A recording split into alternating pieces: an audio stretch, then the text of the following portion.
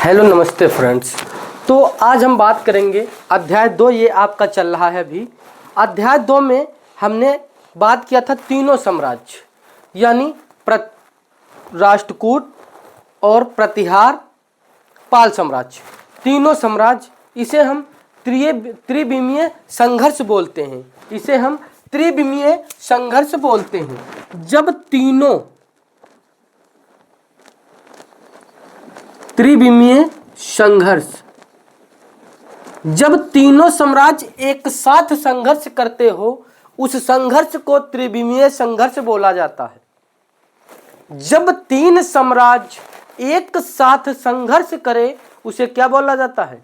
उसे हम त्रिविमीय संघर्ष बोलते हैं। तो ये आपका टॉपिक त्रिविमीय संघर्ष पे अभी चल रहा है। हमने इससे पहले जो है पाल साम्राज्य के बारे में बात कर लिया। पाल साम्राज्य जो है, पाल साम्राज्य, उसके संस्थापक गोपाल थे और जो है फिर धर्मपाल, देवपाल। उसके बाद हमने बात किया प्रतिहार।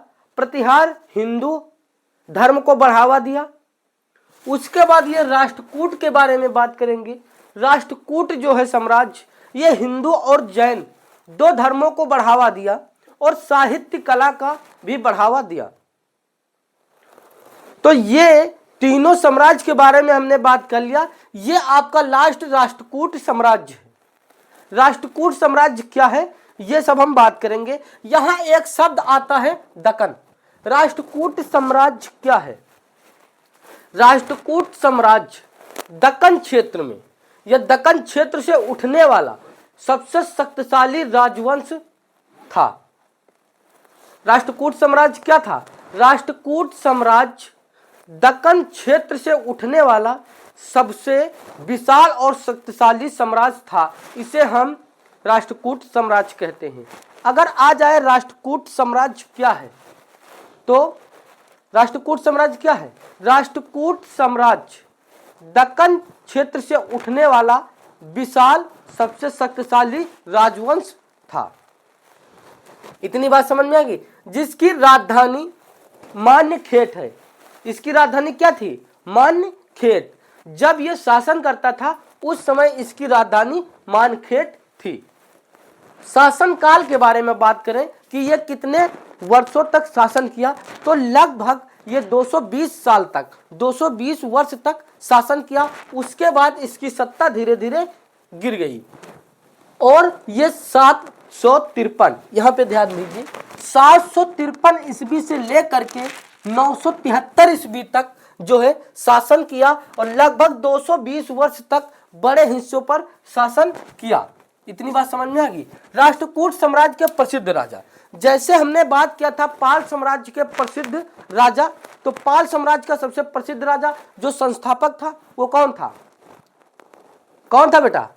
तो जो पाल साम्राज्य का सबसे जो है संस्थापक था वो गोपाल था। उसके बाद जो है धर्मपाल, फिर देवपाल। धर्मपाल ने अपने शासन को मजबूत बनाया और देवपाल ने क्या किया? शासन को विस्तार किया, फैलाव किया। उसके बाद प्रतिहार साम्राज्य का जो है संस्थापक नागभट्ट प्रथम। और ये आपका राष्ट्रकूट साम्राज्य का संस्थापक कौन था? दंती दुर्ग। जो दंत दुर्ग था ये राष्ट्रकूट साम्राज्य का संस्थापक था, साम्राज्य का संस्थापक था। उसके बाद कृष्ण वन जो है कैलाश मंदिर एलोरा, कैलाश मंदिर एलोरा का निर्माण किया कृष्ण फर्स्ट। कृष्ण फर्स्ट जो है आपका कैलाश जो है मंदिर एलोरा का निर्माण किया और बहुत अद्भुत शिलाखंड है। ये जो कैलाश मंदिर है एलोरा का, ये बहुत अद्भुत जो है अद्भुत शिलाखंड मंदिर है। ये एक अद्भुत शिलाखंड है क्योंकि ये एक ही पत्थर से बनाया गया है, कई पत्थर नहीं, ये एक ही पत्थर को काट कर बनाया गया है। कौन? ये कैलाश मंदिर। ये जो कैलाश मंदिर है ये अद्भुत शिलाखंड है। ये एक पत्थर से काट कर बनाया गया है। ये एक पत्थर से काट कर बनाया गया है।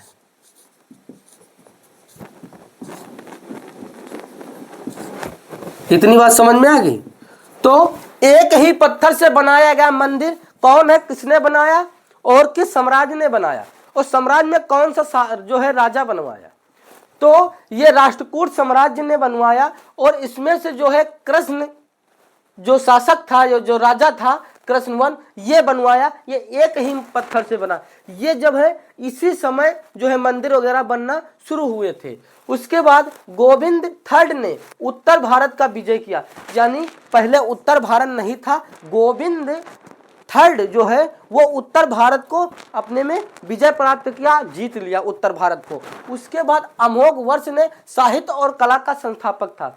जो राष्ट्रकूट साम्राज्य का जो था अमोघ वर्ष राजा, वो कला और साहित्य का संस्थापक था। ये कहाँ कहाँ फैला था, ये कहाँ कहाँ फैला था, जैसे पाल साम्राज्य बिहार, बंगाल, बांग्लादेश के कुछ हिस्सों पे फैला था, उसी प्रकार ये कर्नाटक, मध्य प्रदेश, महाराष्ट्र और आंध्र प्रदेश, गुजरात के कुछ हिस्सों में नर्मदा नदी के उत्तर तक प्रभाव था इसका। इसका प्रभाव कहाँ तक था, और ये तीनों में आपस में जब लड़ रहे थे, त्रिविमीय संघर्ष जब चल रहा था, पाल साम्राज्य, प्रतिहार और ये जो राष्ट्रकूट, तीनों का जब संघर्ष चल रहा था, उसी वक्त महमूद गजनवी, अफगानिस्तान के गजनी शहर का शासक जो है 17 बार जो है आक्रमण किया। ये हमने बार बार कोशिश कर रहा बताने की। ये 1001 से लेकर के और 1027 साल तक महमूद गजनवी ने शासन किया।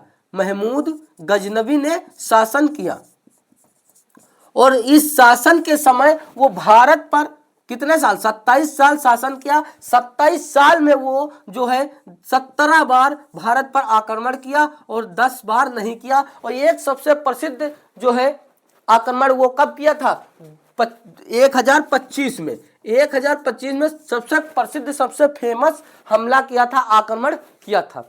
इतनी बात आपके समझ में आ गया। तो अब आपको अगर हम पूछा जाए आपसे कि राष्ट्रकूट साम्राज्य में सबसे प्रसिद्ध क्या है, एलोरा का मंदिर, क्योंकि ये जो है कृष्ण वन ने बनवाया था, कृष्ण फर्स्ट ने बनवाया था। ये एक अद्भुत शिलाखंड है, क्योंकि कभी कदार कोई शिलाखंड जो बनाए गए हैं वो छोटे छोटे पत्थरों से मिलकर बनाया गया, ये एक ही पत्थर से बनाया गया, ये एक ही पत्थर से बनाया गया था।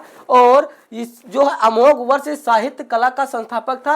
ये इतने जो है दंती दुर्ग जो है संस्थापक थे। फिर राजा कृष्ण, गोविंद थर्ड, अमोघ वर्ष, ये सब राजा आए। फिर इनकी सत्ता जो है 973 में जो है समाप्त हो गई। 200 साल तक इन्होंने शासन किया। बाकी जो है ये तीनों आपस में मरते रहे, आपस में तीनों लोग मरते रहे, और जो है इन तीनों की सत्ता कमजोर पड़ गई। इतनी बात समझ में आ गई।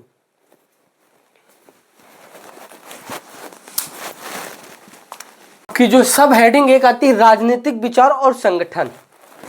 फिर इसके बाद आपका अध्याय 2 मध्यकालीन इतिहास समाप्त हो गया। इसके बाद हम बात करेंगे अध्याय 3।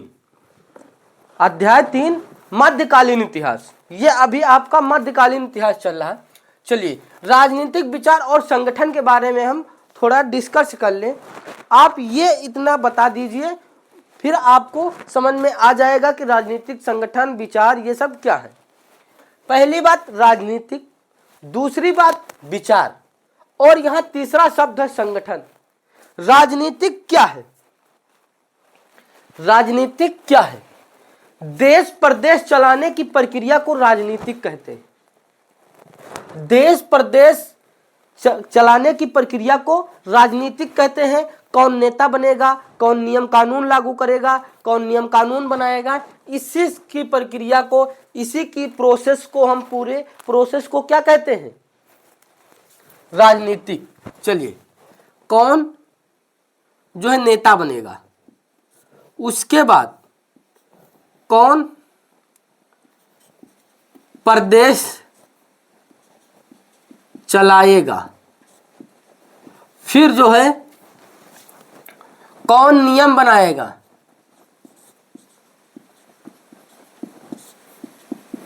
उसके बाद हम बात करें, यही जो प्रक्रिया है आप समझ लीजिए, इसी प्रोसेस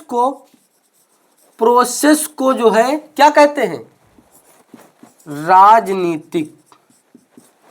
इसी प्रक्रिया को राजनीतिक कहते हैं। तो राजनीतिक क्या है? राजनीतिक क्या है? देश प्रदेश को चलाने की प्रक्रिया को राजनीतिक कहते हैं। इसके बाद एक शब्द आया विचार। विचार क्या है? विचार का मतलब है कि सोचो कि देश कैसे चलेगा, ये एक विचार हो गया।